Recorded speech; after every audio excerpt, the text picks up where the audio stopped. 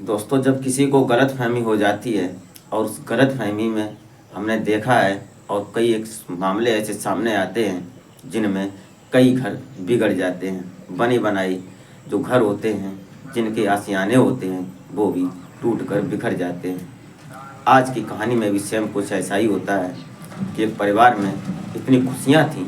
एक गरीब परिवार की एक लड़की होती है और उसकी शादी एक बड़ी अमीर घराने में होती है। और उस अमीर घराने का जो लड़का होता है वो इतना समझदार और सकुशल था कि उसने इस बात को कभी अपने अंदर आने ही नहीं दिया कि इस लड़की की हैसियत क्या है, ये लड़की क्या है, इसकी कीमत क्या है। ऐसा उसने कभी सोचा ही नहीं, कभी देखा ही नहीं। और वो उसको इतना प्यार करता था शादी होने के बाद। लेकिन फिर भी उसकी शादी कुछ लोगों ने, उनके अपने ही थे, जिन्होंने इधर की उधर करके और उस लड़की की शादी को तोड़वा दिया। और उसके बाद फिर ऐसा होता है कि ऐसे मोड़ पर वो लड़की उस लड़के को मिलती है लगभग 4 साल बाद, कि आज वो दोनों अपने जीवन में क्या कर रहे हैं वो इस कहानी में जानने की कोशिश करते हैं। तो आशा करते हैं कि आप अपने परिवार, अपने परिजनों के साथ बेहद खुश, मस्त और खुशहाल लाइफ एंजॉय कर रहे होंगे। तो कहानी में आगे बढ़ने से पहले आपसे बस वही एक छोटी सी रिक्वेस्ट कि अभी तक अगर आपने हमारा चैनल सब्सक्राइब नहीं किया है तो सब्सक्राइब कर लें। एक लाइक करके एक कमेंट अवश्य कर दिया करें ताकि मेरा हौसला बढ़ता रहे। तो नमस्कार, आदाब, शास्त्री काल। मैं अजय कोहली।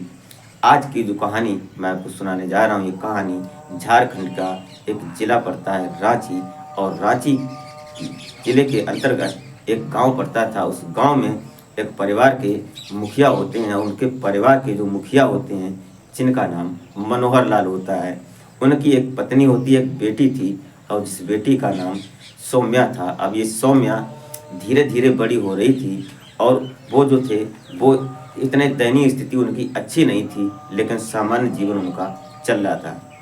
तभी कुछ समय आगे बढ़ता है और बेटी जब धीरे धीरे बड़ी हो जाती है, वक्त का पहिया आगे निकल जाता है और बेटी की ग्रेजुएशन कंप्लीट हो जाती है।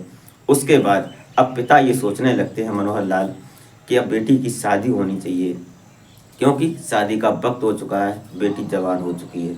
ऐसा उनका विचार बनता है। उसके बाद एक दिन ये अपने किसी रिश्तेदार से बात करते हैं और उनको बोलते हैं कि कोई अच्छा खासा लड़का हो तो उससे शादी की बात करो।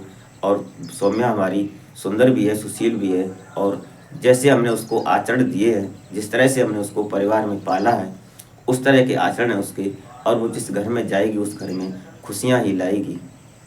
तो उन रिश्तेदारों ने और रिश्तेदारों से बात की, तो उसमें जो मनोहर लाल होते हैं, उनके बहनोई होते हैं, जो उनके जीजा थे, वो एक दिन बात करते हैं अपने साले साहब मनोहर लाल से और बोलते हैं कि रांची में एक जगह पड़ती है, वहाँ पर एक लड़का है और बहुत सुंदर लड़का है और एक संपन्न परिवार है जो कि बिजनेसमैन है। ये बात सुनकर मनोहर लाल सोचते हैं कि अगर वहाँ मेरी बेटी की शादी हो जाती है तो मेरे पास जो संपत्ति है वो मैं सारी अपनी बेटी के नाम कर दूंगा, अपने दामाद के नाम कर दूंगा, और हमारी बेटी के जीवन में खुशहाली बनी रहे। ऐसा विचार मनोहर लाल का था। तो उनके जो बहनोई होते हैं मनोहर लाल के, वो बोलते हैं कि चलो एक दिन घूम कर आते हैं और देख कर आते हैं वहाँ का माहौल क्या है। ऐसा ही हुआ कि एक दिन उनके बहनोई जीजा जी आते हैं मनोहर लाल के, और वो आकर जाते हैं उनके घर, उस लड़के के यहाँ उनसे संपर्क किया जाता है और बोल देते हैं कि आज हम आ रहे हैं आपको घर पर आपके बेटे को देखने। जब उसके बेटे को देखने जाते हैं तो कौशल जो होता है लड़का, वो बहुत सुंदर था। उसकी परवरिश इतनी अच्छी हुई थी कि उसको ऐसा लग रहा था कि वो किसी एक्टर से बॉलीवुड के कम नहीं है। इतनी सुंदरता थी उसके अंदर, और उतनी ही उसके अंदर समझदारी भी थी, और उससे भी कई ज़्यादा उसने पढ़ाई भी की थी। दोनों जब उस लड़की और उस लड़के को सामने मिलाया जाता है, सौम्या और कौशल एक दूसरे को देखते हैं, तो पैसे दहेज को दरकिनार करते हुए दोनों एक दूसरे को नज़रों नज़रों में ही प्यार कर बैठते हैं। क्योंकि कौशल ने भी आज से पहले इस तरह की लड़की नहीं देखी थी, और हो तो हो क्या, ऐसी लड़की जिससे आज मेरा जीवन संबंध बनने जा रहा है, और वो देखने में भी सुंदर है और मैं उसको प्यार भी करता हूँ। एक खुशी में अगर दो चार खुशियाँ और मिल जाएं तो फिर वो घर नहीं, एक स्वर्ग बन जाता है। और ऐसा ही हुआ जब कौशल और सौम्या दोनों मिलते हैं। इधर जो पिता पिता होते हैं दोनों के, कौशल के पिता, और इधर जो सौम्या के पिता, दोनों लोग आपस में बैठते हैं और उनके जो फूफा होते हैं वो इसके बीच की अगुवाई कर रहे थे। वो बीच के मझिया होते हैं जो दोनों परिवारों को मिलाने का काम कर रहे थे। तभी कहानी आगे बढ़ती है और दोनों की पसंदगी हो जाती है। दोनों एक दूसरे की जो रस्में होती हैं वहाँ पर, जो मनोहर लाल होते हैं वो अपने दामाद कौशल को कुछ पैसे देते हैं और वहाँ से अपने घर आते हैं। फिर आगे होता है बात कि ऐसा करते हैं कि जो लड़की है उसके यहाँ से एक तारीख निकाली जाती है कि कब तारीख की शादी रहेगी।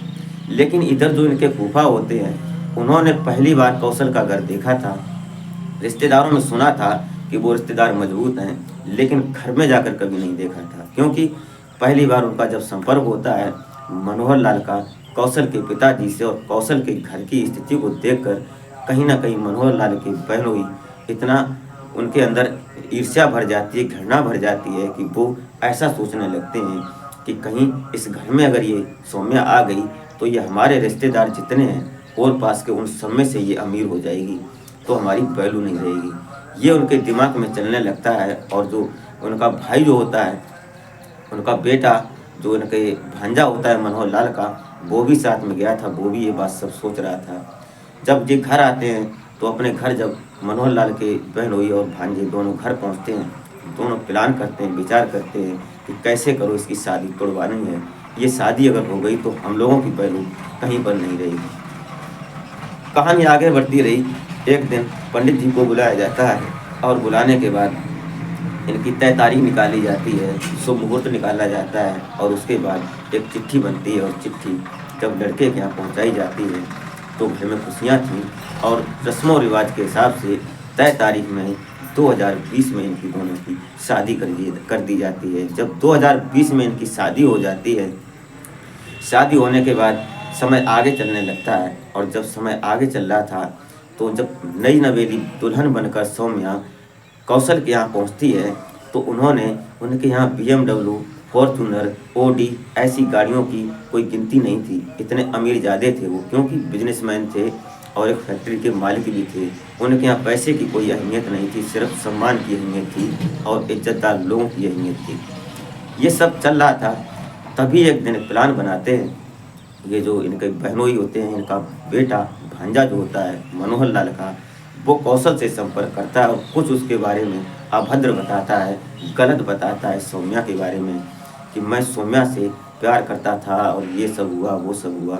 ये सब बातें जब कौशल के दिमाग में जाती हैं तो कौशल एक दिन अपनी पत्नी सौम्या को डांटने लगता है। डांटता है जब, तो ये बात कहीं ना कहीं सौम्या को अच्छी नहीं लगती है। और जब सौम्या को अच्छी नहीं लगती है तो ये दोनों तलाक की अर्जी लगा देते हैं और तलाक हो जाता है दोनों को।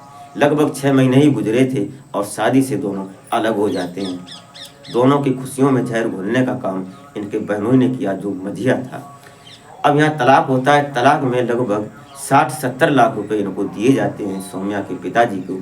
सौम्या के पिताजी इस हादसे से बड़े विक्षिप्त थे, बड़े परेशान थे कि एक हमारी बेटी और वो भी इस स्थिति में है, क्या करें और कैसे करें।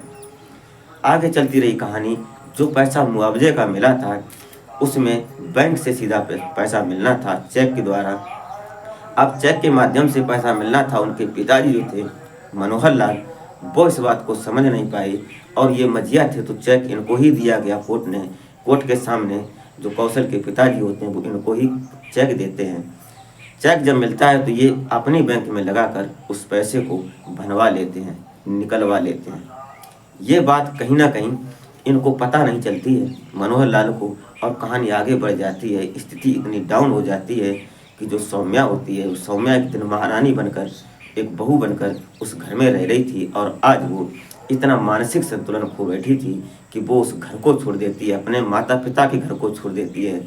और उसी बीच उसकी माँ की एक बीमारी के चलते सांसें थम जाती हैं, वो दुनिया से चली जाती है। एक ये हादसा। दूसरी बात, जब ये सौम्या को दिल में लगता है तो सौम्या उस घर को छोड़कर रांची में जो हाईवे है वहाँ पर, ये सिटी के अंदर एक जगह पर रेड लाइट एरिया होता है, वहाँ पर ये फूल बेचने का काम करने लगती है। जब ये फूल बेचती है तो एक दिन अचानक इधर से कौशल किसी फंक्शन में जा रहे थे, किसी के यहाँ जा रहे थे, तो इनके पास BMW गाड़ी होती है। उस गाड़ी में जब रेड लाइट हो जाती है तो ये रुक जाते हैं ट्रैफिक में उसके बाद जब वहाँ पर एक महिला आती है और बोलती है कि साहब फूल ले लो, फूल ले लो। ये देखते हैं तो उनके देखते ही, उनकी आवाज़ सुनते ही वो समझ जाते हैं तुरंत कि कहीं ना कहीं सौम्या है। क्योंकि जिसने वक्त समय गुजारा हो 4-6 महीने, उसको पहचानना कोई मुश्किल बात नहीं है। उसने पहचान लिया। जब पहचानने के बाद वो दोनों बात करते हैं। सौम्या भी देखती है कौशल को तो पहचान लेती है। तुरंत कौशल बोलते हैं कि आ जाओ गाड़ी में अंदर। इधर से घूम कर वो गाड़ी में बैठ जाती है। फिर एक होटल में जाते हैं। उसने 1 महीने से नहाया नहीं था, कपड़े चेंज नहीं किए थे, उसके शरीर से बदबू आ रही थी। उसको होटल में ले जाते हैं, वहाँ जाकर उसको फ्रेश करवाते हैं, नहवाते हैं, अच्छी तरह से उसके लिए अच्छे कपड़े लेते हैं। और कपड़े लेने के बाद फिर उससे पूछते हैं कि तुम्हारे क्या हुआ, क्या बात है ये सब। जब ऑर्डर कर दिया खाने का तो खाना खा रहे थे साथ में, और अपनी पत्नी तलाकशुदा से बात कर रहे थे, उससे उसके हालात को पूछ रहे थे। और वो रो रो कर ये हालात पूरे बता रही थी कि मेरे पिताजी के साथ धोखा हुआ, और उन्होंने जो पैसा मिला था, आपने दिया था, वो सारा पैसा मेरा फूफा जी हड़प ले गया। और उसने हमें इस नौबत पर ला दिया कि आज हमारे फूफा से हमारे संबंध नहीं, हमारी रिश्तेदारी ख़त्म हो गई है। ये सब बातें जब उनको कौशल को पता चलती है तो कौशल भी कहीं ना कहीं दुखी मन से बोलने लगते हैं, क्या करें, अब तुम बोलो क्या तुम्हारा विचार है। तो कौशल के पिताजी से कौशल फ़ोन करते हैं और बोलते हैं कि ऐसे ऐसे करके पापा जी तुम्हारी बहू मिली है, उसकी ऐसी स्थिति है, क्या होना चाहिए। तो उनके पिताजी होते हैं, वो भी एक दरिया दिल और नेक दिल इंसान थे। उन्होंने तुरंत कहा कि बहू है, जब मिली तब सही, उसको लेकर और अपने घर आओ और अपनी ज़िंदगी में खुशियाँ लाओ। ये बात सुनते ही जो कहीं ना कहीं कौशल होते हैं, वो कहते हैं एक बार फिर भी आजमाने के लिए कि पापा जी, इसने हमसे 60-70 लाख रुपए ले लिए तलाक के, और मैं इसको दोबारा फिर अपना लूँ, कहीं ये हमारे साथ फिर धोखा कर दी तो। कि नहीं बेटे, ये महिला है, इसको समझना तुम समझ नहीं पाए और ये तुमको नहीं समझ पाई, इसलिए ये रिश्ता टूट गया था। आप दोनों आओ और उसके बाद कुछ नहीं होगा, मैं संभालूंगी। अपने पिता को सौम्या फ़ोन करती है, मनोहर लाल को, उनको भी ये सारी बात बताती है। तो मनोहर लाल भी रोकर कहीं ना कहीं बोलने लगते हैं कि बेटी, कौशल को नहीं छोड़ना, जो भी होगा उसे सब संभाल कर देखना और उसके साथ अच्छा वक्त गुजारो। समय 4 साल का गुजर चुका था, 2024 आ चुका था। अब 2024 में इन दोनों परिवार फिर मिलते हैं और फिर उसी तरह से शादी होती है इनकी। और शादी होने के बाद आज दोनों खुशहाल ज़िंदगी जी रहे हैं। सौम्या अपने आप को एक भाग्यवान महिला या लड़की समझ रही है। वो सोच रही है कि ऐसा पति शायद किसी को मिलेगा जो नसीब वाला होगा, जो हम जैसी औरत को एक बार छोड़ने के बाद, एक बार तलाक देने के बाद दोबारा फिर हमें अपना लिया उसने। तो दोस्तों, ये रही कहानी। आपको ज़रा सी भी अच्छी लगी हो तो लाइक करके कमेंट अवश्य कर दें। तो मिलते हैं फिर नेक्स्ट वीडियो में, तब तक के लिए जय हिंद।